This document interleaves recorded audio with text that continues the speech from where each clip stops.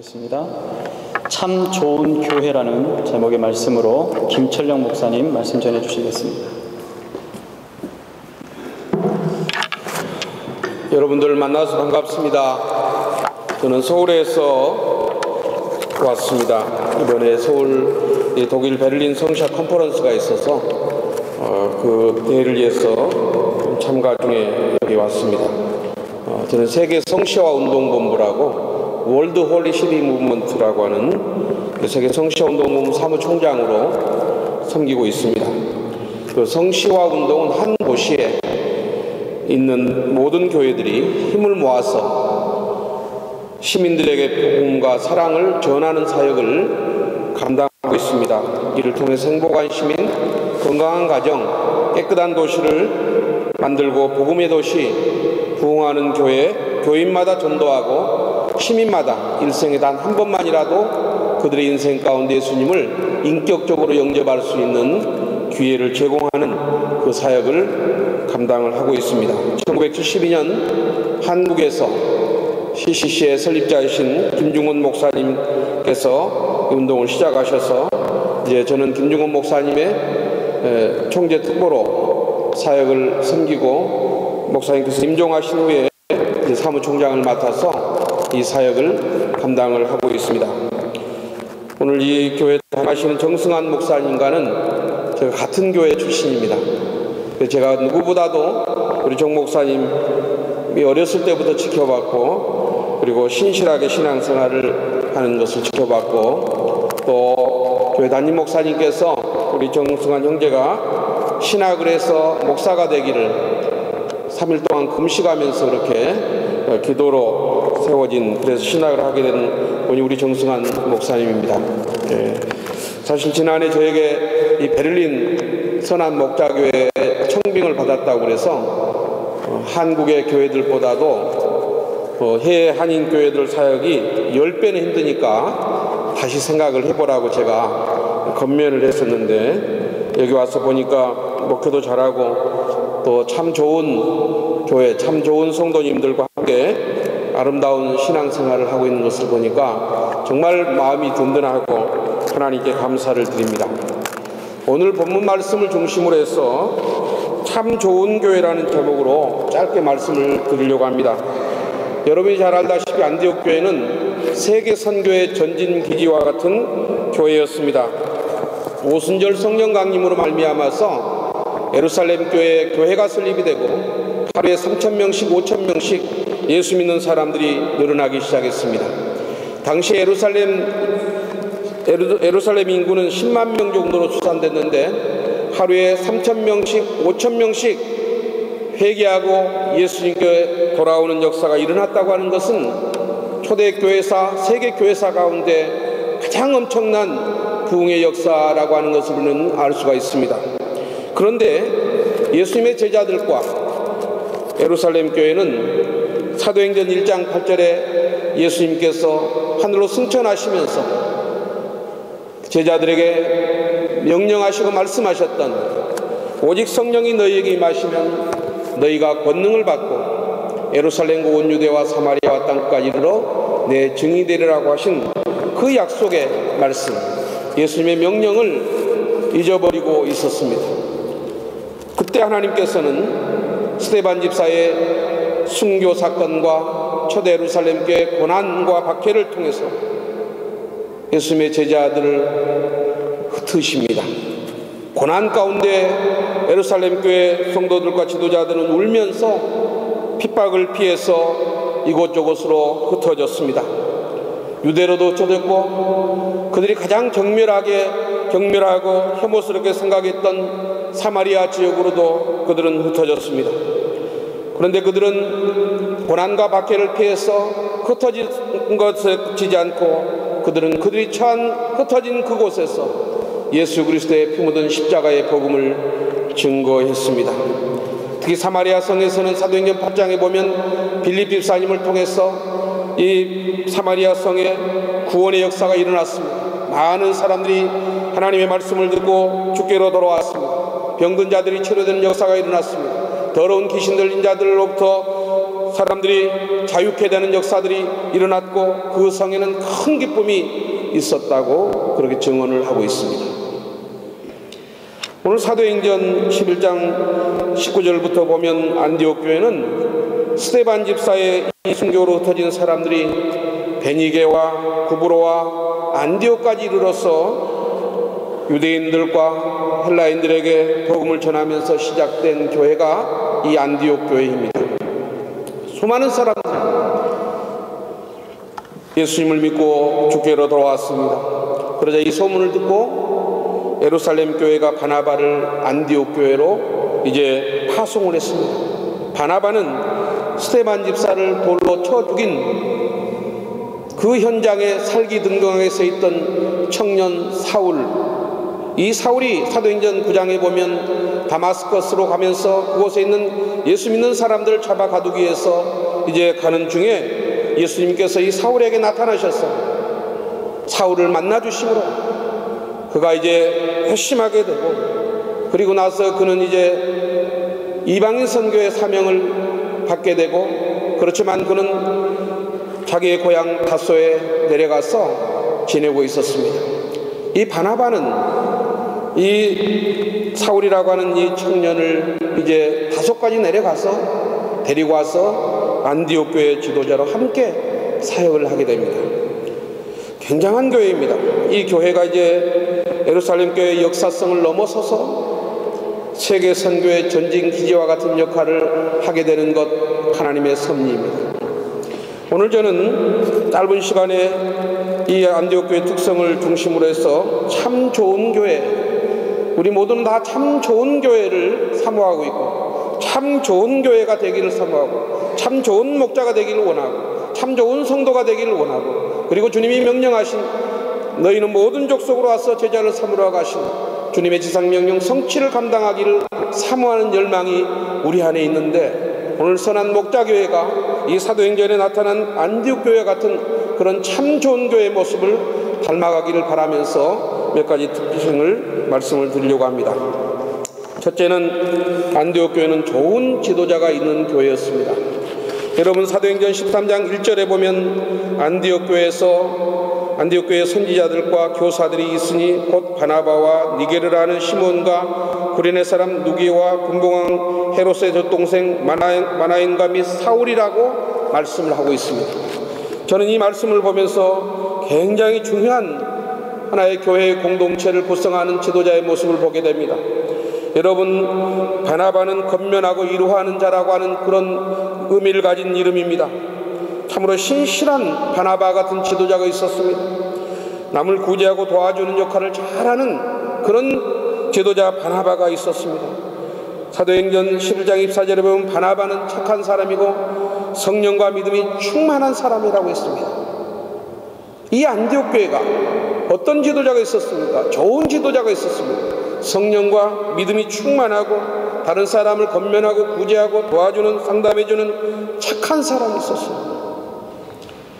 이 바나바를 이렇게 설명을 하고 있는데, 그런데 여기에 보니까 또 니게르라는 시몬과 구레네 사람 누기오라고 나와 있습니다. 니게르, 구레네라고 하는 것은 아프리카 출신들을 말합니다. 그러니까 여기에는 이 안디옥 교회는 다인종이 함께하는 그런 교회였고 그 지도자들도 마찬가지였다고 우리가 알 수가 있습니다. 그런가 하면 권력자의 동생인 헤롯의 젖동생 마나엔도 이 교회의 지도자 중에 한 분으로 들어가 있는 것을 볼 수가 있습니다. 우리가 막 말씀드렸던 사울이라고 하는 이 청년도 이제 회심한 다음에 이 교회의 지도자로 함께 사역을 하고 있습니다. 여러분, 사울이라고 하는 청년이 어떤 사람입니까? 나중에 사도행전 10장 13장에 보면 이방인 선교 사역을 시작하면서는 사울이라고 하는 바울이라고 해서 이 바울이라고 하는 로마 시민권, 당시에 최고의 신분증이라 할 수 있는 로마 시민권을 가진 사람이고, 로마 시민권으로 이름이 바로 로마식 이름이 바울이었습니다. 그래서 나중에는 사도 바울이라고 그렇게 설명을 하죠. 그런데 이 교회 지도자들은 흑인종도 있었고, 그리고 그 과거에 예수님을 박해하던 가해자도 있었고, 그리고 권력자의 동생도 있었지만은 그리고 초대 예루살렘 교회의 좋은 지도자로서의 모습을 갖췄던 바나바가, 이런 분들이 함께 인종과 출신과 지역을 넘어서서, 나라를 넘어서서 그들이 아름답게 그리스도의 몸된 교회를 섬기는 참 좋은 지도자들이 있는 교회였다고 하는 것입니다. 우리 선한 목자교회도 지역과 출신과 신분을 넘어서서 예수님 안에서 한 형제 자매됨을 가장 소중하게 여기는 아름다운 교회가 되기를 주님의 이름으로 축원합니다. 두 번째는 고난을 이겨낸 교회였습니다. 예루살렘 밖으로 떠나온 성도들과 그곳에서 예수님을 믿고 결신한 성도들이 하나가 되어서 교회를 섬겼습니다. 그들은 목숨을 걸고 주님에 대한 신앙을 생명처럼 여기는 사람들이었습니다.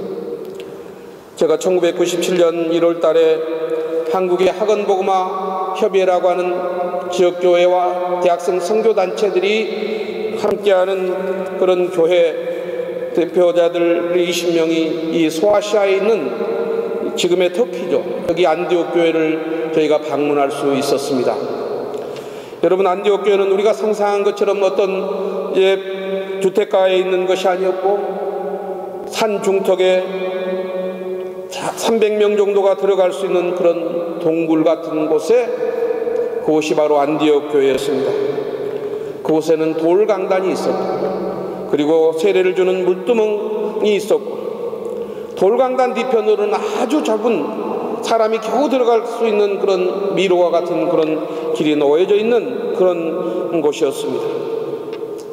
예배를 드리다가 하나님께 기도하다가 찬송하다가 핍박이 들고 가해적인 그런 상황이 오면 그들은 몸을 그 돌강단 뒤쪽에 있는 조그만 미로로 몸을 숨겼습니다. 그곳에서 저희는 우리가 받은 신앙이 목숨 건 순교자들, 정말 주님을 심장처럼 사랑하는 주님의 믿음의 선배들에 의해서 우리에게까지 십자가의 복음이 흘러왔고, 우리가 예수 그리스도를 인격적으로 영접하고 그리스도의 몸된 교회를 섬기는 성도가 되고 하나님의 자녀가 되고 영원한 소망을 품게 되고 부활의 증인으로서 우리를 부르신 그 은혜의 감격에서 우리는 당시에 그를 생각하면서 환난과 핍박 중에도 성도는 신앙 지켰네라고 하는 그 찬송을 뜨겁게 부르고 하나님 앞에 기도했던 기억이 있습니다. 이 시간에 한번 우리 찬송가 336장에 있는 환난과 핍박 중에도 성도는 신앙 지켰네 라고 하는 이 찬송을 잠깐 부른 다음에 말씀을 계속 전하도록 하겠습니다. 그럼 찬송가 336장의 환난과 핍박 중의 찬송을 함께 불렀으면 좋겠습니다.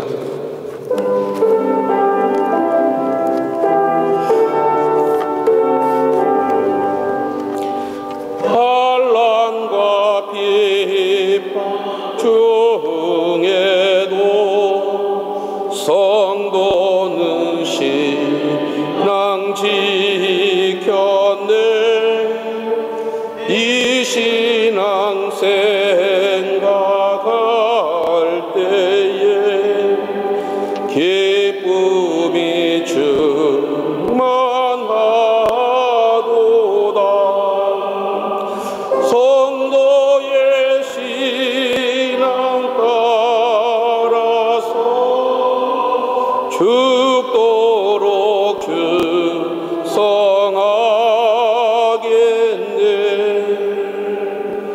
복중에 매인 성도나 양심은 자유 얻었네. 우리도 고난 받으며 죽어도 영광 되도다. 성도의 신앙 따라서 죽도록 충성하기. 성도의 신앙 본받아. 성도의 신앙 본받아.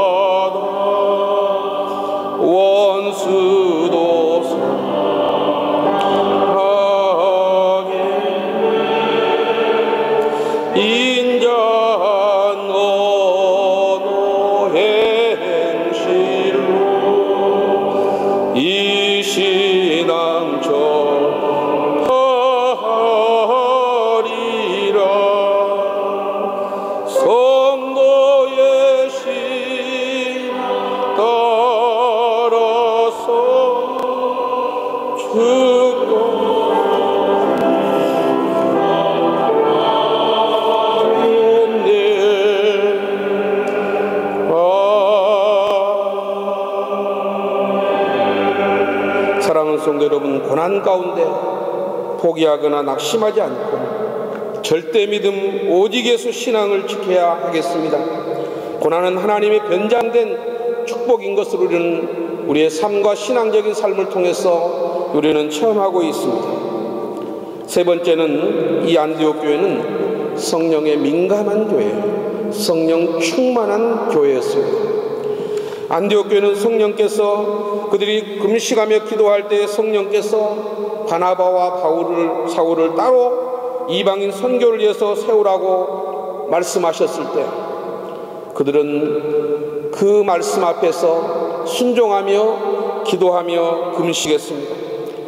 교회의 기둥 같은 바나바와 사울, 이 두 사람을 이방인 선교를 위해서 하나님께서 쓰시겠다고 말씀하셨을 때 그들은 인간적인 두려움과 불안이 있었을 것이지만 하나님께서 쓰시겠다고 하신 그 말씀을 따라서 하나님의 뜻을 묻기 위해서 그들은 기도했고, 그리고 기도보다 성령보다 앞서지 않고 기꺼이 하나님의 말씀 앞에 하나님의 뜻에 순종했습니다.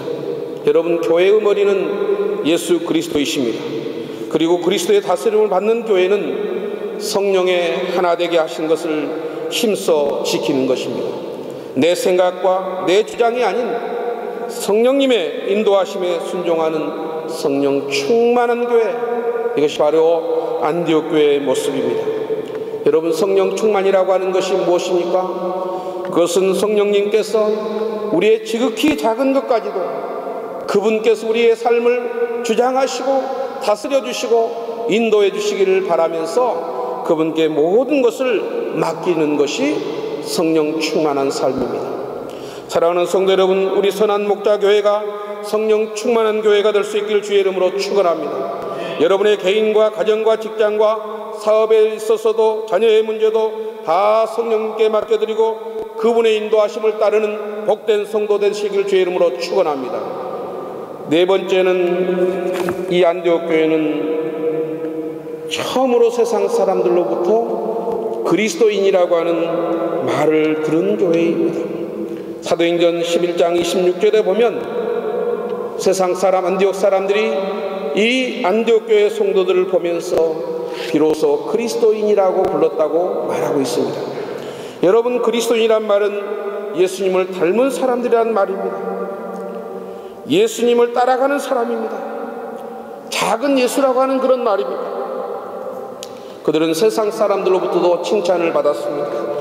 세상 사람들로부터 예수 믿는 사람들은 착하고 정직하고 친절하고 사랑이 많고 이타적이고 이기적이지 않으며 그들과는 차별화된 삶을 살고 있는 그런 사람들이라는 소리를 들었습니다.